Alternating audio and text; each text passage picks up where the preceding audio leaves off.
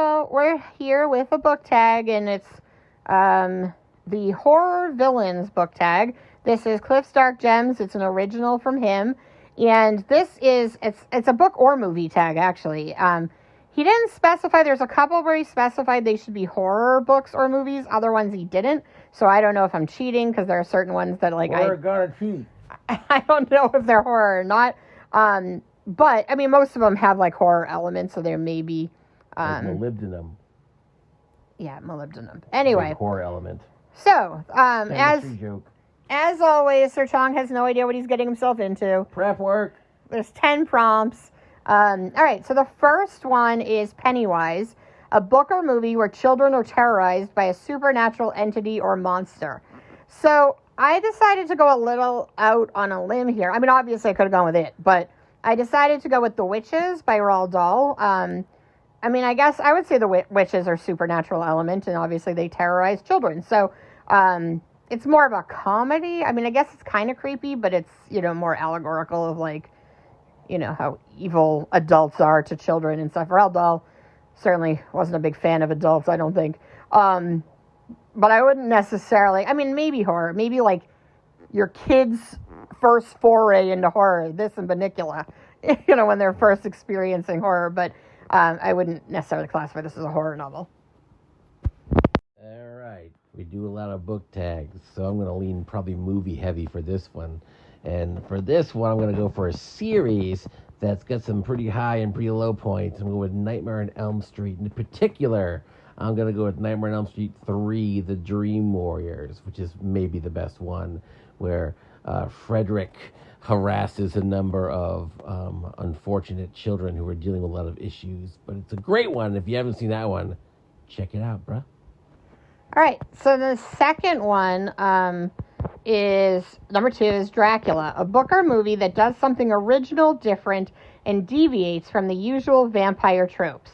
I'm pretty sure I know what Sir Chong's going to pick here because it's one of his favorite books of all time, so I'm going to jump in first, and I'm going to talk about a comic book and movie. It's a movie first, and then the filmmaker actually wrote it as a comic book as well, and the comic book's gorgeous, just like the movie. And this is A Girl Walks Home Alone at Night. This is a really unique take on vampire stories. It's actually kind of almost like allegorical vampire story about, like, women in Iran and, you know, in the struggles of women, and very unique story. If you haven't seen this movie or read this comic, you absolutely need to go check it out. Just look at this image. It's beautiful. It's absolutely one of the most stunning films I've seen. And the story is amazing. Everything about it's amazing. Very unique. Yeah, great movie. Loved it. I didn't read the book, but... You read the comic? Did I? Yeah, it's basically the movie. Oh, okay. I guess I did read it. Anyway, I remember it really well, as you can tell. I remember the movie. It was great. It's the same thing. It's yeah. just, yeah. So I'm going to go with, as was teased earlier, one of my favorite books of all time, which is I Am Legend. And it's hard to explain why this subverts the vampire thing without really kind of blowing the ending, which is like one of, if not my favorite endings of any book ever. Yeah, and if you've seen the Will Smith one, throw it out the window. We're talking about the book here. The book. The movie is trash factory of poop. Ignore it entirely. It's got almost nothing to do with the book. They're the same name, like a couple minor connections. But anyway, what I like about this is Neville, the only person left alive in a world full of vampires, just goes out in the middle of the day, just like emotionlessly just murdering the crap out of vampires. It's insane. And he hides from them at night. But anyway, the true flippity-floppity comes near the end. And it's amazing. It'll blow your boobsies off. Your boobsies, Your huh? boobsies. Mine is still around because I wasn't that blown away by this. Yeah, but you're not a strong reader. Mister, I can't think of any books. I don't know any books so much. All right. The next one is Hannibal Lecter, a horror book or movie where food is central to the story or an interesting subplot. Oh, baby, do I have this one? Oh, he's ready. Awesome. Well, I'm going to go with, actually, I just read this, is A House with Good Bones by T. Kingfisher. And it's not so much food as much as, like, a meal. And I don't want to, I can't go into too much detail because it just leads to this. But, like, the family dinner is a huge part of this story. and a whole element of like why the story is what it is. And so, and a lot of the stuff that gets revealed is because of a family dinner. So, pretty big part of the plot. So, that's what I'm going with. I could have gone with Thinner. I could have gone with that movie with the table full of food that like descends through the various levels of people. Well, we haven't seen that yet. But instead, I went for the award-winning, Ravenous, artistic, art house film Attack of the Killer Donuts. This movie is amazing. There's a radioactive spill. Donuts come to life with little fangy donut teeth. C. Thomas Howell's in it. It's every bit as perfectly spectacular as you imagine it to be. It's gloriously stupid. It's absolutely fantastic. The donuts are adorable and evil. You gotta watch this movie. It's so great. All right. The next one is Pinhead, a book or movie with a character or characters that are sadistic and or masochistic. And I wasn't going to go with 50 Shades of Grey because that's just a bunch of garbage. But sorry for those of you who like it, but it's still garbage.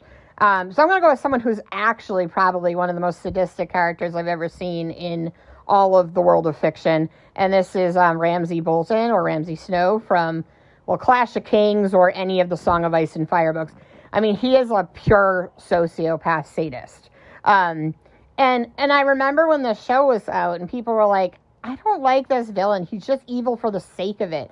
But I actually think that's kind of unique. Like, we don't see that as often anymore. We usually have like, well, they were abused as a child and all these like rational reasons why they're, and maybe they could be changed. No, Ramsay's just a complete and total sociopath.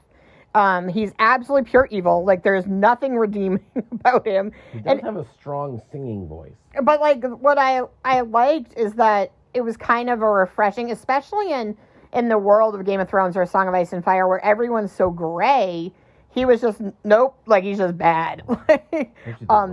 And he's, in particular, like, I don't know. I mean, I don't know if Ramsay, if I saw the show before I read the books, and I don't know if I would have liked Ramsay as much as a character as if it wasn't played by Ewan Yoon, and I'm not saying it right. I'm Welsh, but it doesn't sound it.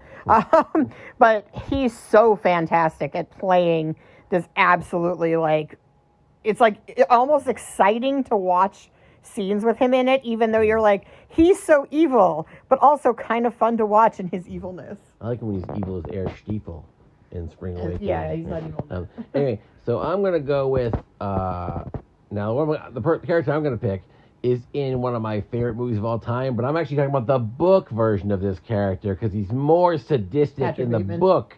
Yes, which is Patrick Bateman from American Psycho, which...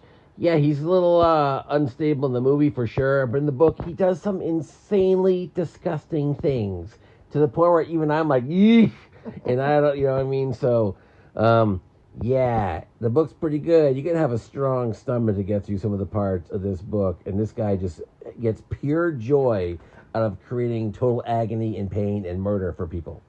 Yeah, I guess you can't really get more messed up than that. He's basically like Ramsay.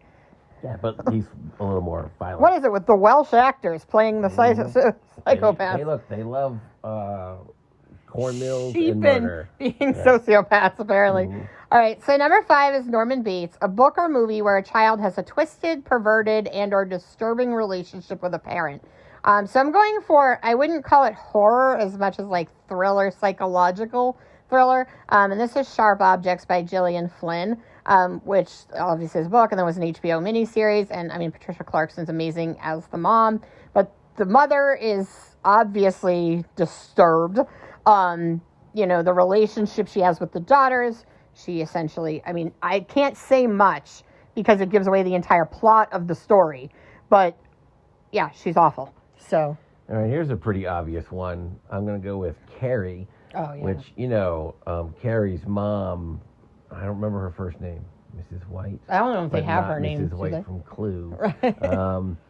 Obviously extremely emotionally and at times physically abusive to the point where Carrie's not the most stable person you ever did meet. That would have been a good book for bullying in the last book tag. Wow, thanks for living in the past. All right, so anyway, yeah, great book. Again, I feel like I don't need to really like try to sell people on this book. People know what the book is. All right, so the next one, number 6, is Damien, The Omen, from The Omen, a book or movie with a creepy, possessed, or demonic child. And I'm going to go with The Wasp Factory, mostly because this child is just gross and awful. He's a sociopath, or a psychopath. And I actually did not like this book at all. Very well written, like, the writer's good, but it's just him torturing animals, and, like, I can't. You know, like, to some degree I can deal with, like, violence, even with, like, I don't like a violence against animals, but I can sometimes deal with it if I feel like it's necessary. And I think it makes sense in terms of the plot, but I just felt like there was literally no redemption here, and I just was like, I don't need to read this. It's a short book, but it was probably the worst, 200 and something pages that I've ever read. Not writing-wise. Again, very well written, just not for me. I didn't like it. But I think that pretty much, like, exceeds the element of creepiness. Not, like, possessed or anything, just pure evil. Great. And now I'm just going to see if I can just answer all the rest of the questions with Stephen King books, because that's all I know, apparently. For this you one... You read some Dean Koontz, but I don't think there's one there. I'm going to go with Gage from Pet Sematary, who is the little kid who, after he dies, comes back. I almost went with him, too. And he ain't exactly normal. He's a little bit stabby. Yeah, adorable and killing. What else do you need? So the next one is Mr. Hyde, and a book or movie with a character who pretends to be sane or normal, but is in fact pure evil. So I am going to go with Lock Every Door by Riley Sager, and I can't say much about that because, yeah, you just have to read it, because if I go into any more detail, it will spoil the book. So Lock Every Door by Riley Sager. Not everything's what it seems. All right, so I'm going to go with a movie here. And it's a spoiler. Yeah, it's heavy spoiler on this. So for the movie Scream, the original one, not the one that came out recently, it was almost like 96 or whatever.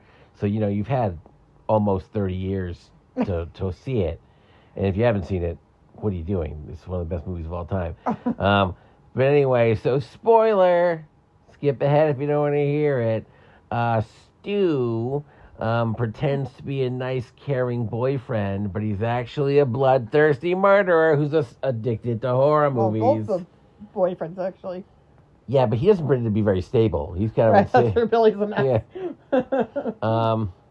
So anyway, yeah, that's what I'm gonna go with. That dude. All right. Sometimes Sir John gets overwhelmed with too many choices. Many options. I don't know what to pick, and I just tap out. This is why he's supposed to prep, but he doesn't like prepping Prepping, either. never. All right, so the next one is Jaws, a book or movie about real creatures that wreak havoc on a community. So I am going to go with the most vicious, evil creatures you've ever seen, wreaking havoc, terrifying, absolutely terrifying, cats. I'm going with the comic book series Man-Eaters by Chelsea Kane, which is about teenage girls, and when they get their periods, they turn into panthers. And they essentially become, wild cats, and so they kill people and stuff. It's obviously social satire, commentary on, feminism, but also look at these adorable, vicious killers. Cats are considered one of the worst predators, most evil predators in the animal kingdom. But also, look at them. They're adorable. So, yeah, they wreak havoc, but I kind of would love it if they just wreak all the havoc because they're just so cute. Right. So they're adorable. You know what else is adorable? This isn't my choice, but dolphins, I don't know if you know this, dolphins kill for fun. Yeah. One of the only species that kills for fun besides humans. And cats. And cats. Cats play with their prey. I'm going to go with another animal that is perhaps even more known for killing for fun, and that is, of course, the common turkey with the film Thanksgiving. Give that turkey a knife. It's basting time for the humans. Okay. All right, so the next one is Annie Wilkes from Misery, a book or movie about a demented evil doctor and or nurse. So I'm going to go with T is for Trespass from Sue Grafton, which is about basically this home care nurse who is, is evil. She's a sociopath, And they tell you in the summary that this is basically her investigating this woman who has a pattern of, like, becoming a home care nurse and then essentially getting people to, like, give her everything, and then they either die under mysterious circumstances or become so, like, inept that they get put in, like, nursing care, and then, you know, she keeps their homes and all their money and stuff. So, yeah, she was really messed up. And I remember, like, this was, like, one of the first, this was kind of, like, a different type of book for Sue Grafton. So I enjoyed it just because I thought it was, like, interesting to see her take a foray into something, like, really different, like, kind of dark and more, like, current and contemporary, for her. So.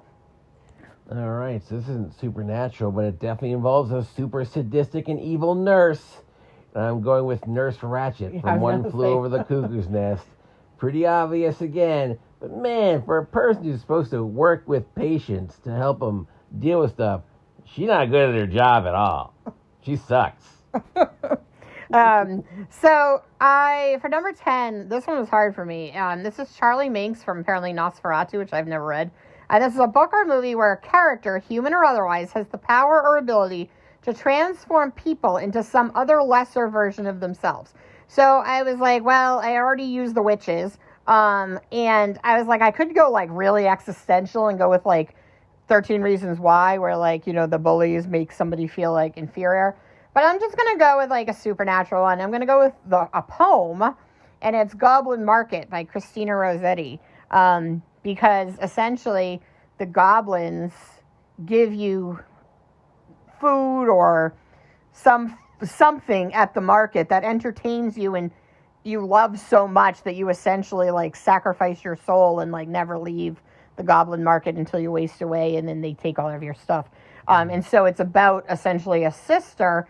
Her and her sister know you're never supposed to go to the goblin market, but her sister goes, and her sister, you know, gets essentially corrupted. Mm-hmm. And so she has to go, and, you know, they're spraying their juices all over her. And drink me, suck my juices. Yeah, it's very, like, it's Victorian, so, you know, she's pretty horned up when she's you got pretty much, like, a lot of very, like, obvious, like, metaphor for, you know, sexuality, but essentially, like, yeah, that's what happens is if you eat their fruit, you'll stay there forever and give up your soul, or so essentially to get her sister back, because her sister is addicted to this juice now and has, like, transformed into this mess, she has to, like, get all the juice all over her and then get her sister to, like, save her sister with this, like, fairly, like, lesbian, erotic kind of incestuous scene. But, you know, look, it's the Victorian era, okay? Everything was a metaphor for sex, so, you know.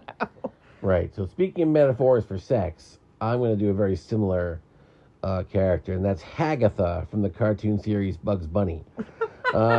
She's a witch who is always transferring people, or polymorphing them, if you will, into various things like spiders or bunnies or whatever, until eventually she gets her comeuppance when Bugs accidentally tricks her into transferring herself into, I forget, a bat maybe? I don't remember, but it don't go well for Hagatha in the end. Yeah. All right. So thanks, Cliff, for the really cool tag, and hopefully we had some interesting. We tried to be a little more creative than going for, like, you know, the obvious on some of these. So hopefully they were interesting options for y'all. And also, if you haven't read Goblin Market, like, I was like, as I was stumbling through my Goodreads trying to think of something, I was like, oh, that's right. I love that poem. You should go read it. It's a beautiful poem. Yeah, she's good. But again, you know, it's Victorian, so just assume everything's about sex in the Victorian era. Dracula, somehow Jekyll and Hyde is. Horny Hookers number 3. It's a classic Victorian tale. All right. Bye. Boop.